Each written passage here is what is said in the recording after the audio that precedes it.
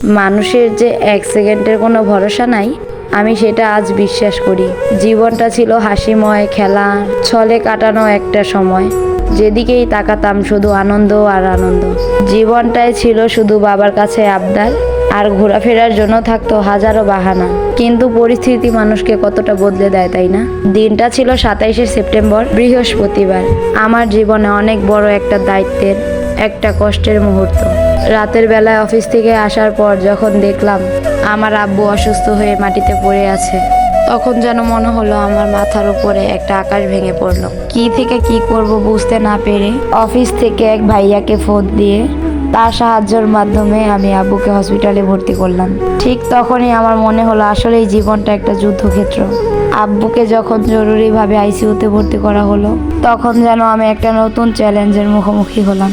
Doctor যখন আমাকে ডেকে বলল তার একটা ইঞ্জেকশনের প্রয়োজন, ইঞ্জেকশনটার দাম হলো 50,000 টাকা, তখন আমার সাথে থাকা আমার কিছু রিলেটিভরা ডক্টরের রুম থেকে বের হয়ে এসে আমাকে জিজ্ঞেস করে, এখন কি করবা?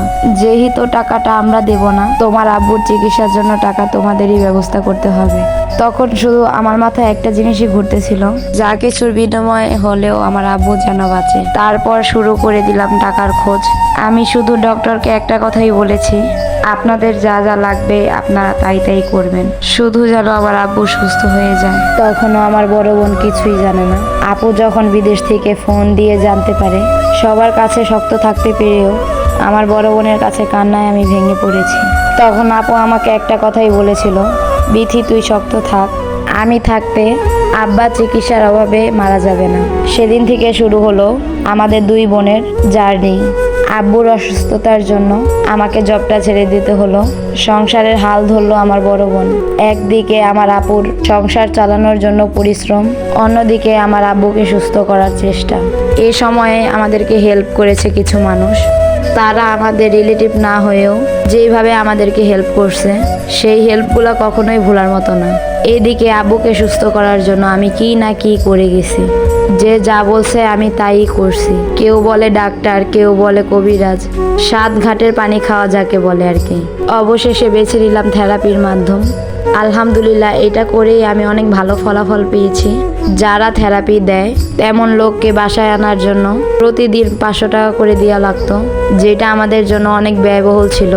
অবশেষে আমি নিজেই থেরাপি দেওয়া শিখে শুরু করে দিলাম থেরাপি দেওয়া। প্রথম আমার এই কাজগুলো করতে অনেক কষ্ট হতো। এখন আলহামদুলিল্লাহ আমি সব শিখে গেছি। আমার আব্বুর চুল কাটা থেকে শুরু করে গোসল করানো, খাওয়ানো, টোটালটাই আমি নিজ হাতে করেছি। এখন আর কোনো কিছুতেই কষ্ট হয় না। সব কিছুই এখন অভ্যাসে পরিণত হয়েছে। আমার আব্বুও আমাকে অনেক ভালোবাসে। এই ভিডিওগুলো ক্যাপচার করে রাখার একটাই কারণ ছিল, এই ভিডিওটা দেখে আমি সাহস পাই। আমার আব্বুকে আমি শুয়ে থাকা অবস্থা থেকে উঠাতে পেরেছি, ওয়ার্কার ফেলে এখন এক লাঠিতে হাঁটাতে পেরেছি। এগুলো দেখলে আমার নিজের কাছে অনেক শান্তি লাগে। আলহামদুলিল্লাহ, আলহামদুলিল্লাহ, আলহামদুলিল্লাহ সব কিছুর জন্য। ভালো থাকুক পৃথিবীর সব বাবা মারা, যেন অসুস্থ হওয়ার পর নিজেদেরকে বোঝা না মনে করে সন্তানকে আঁকড়ে ধরে বাঁচতে পারে। একটা সন্তান জন্মের পর বাবা মারা যেমন কষ্ট করে যত্ন করে সন্তানকে বড় করে তোলে, তেমনি বাবা মারাও অসুস্থ হওয়ার পর সন্তানদের উচিত তাদের বাবা মাকে সুন্দর করে সেবা যত্ন করা, যেন তারা কখনোই কষ্ট না পায়। সবাই আমাদের জন্য দোয়া করবেন, যেন আমরা দুই বোন এমন করে মিলেমিশে একসাথে আমার আব্বু আম্মুর পাশে থাকতে পারি।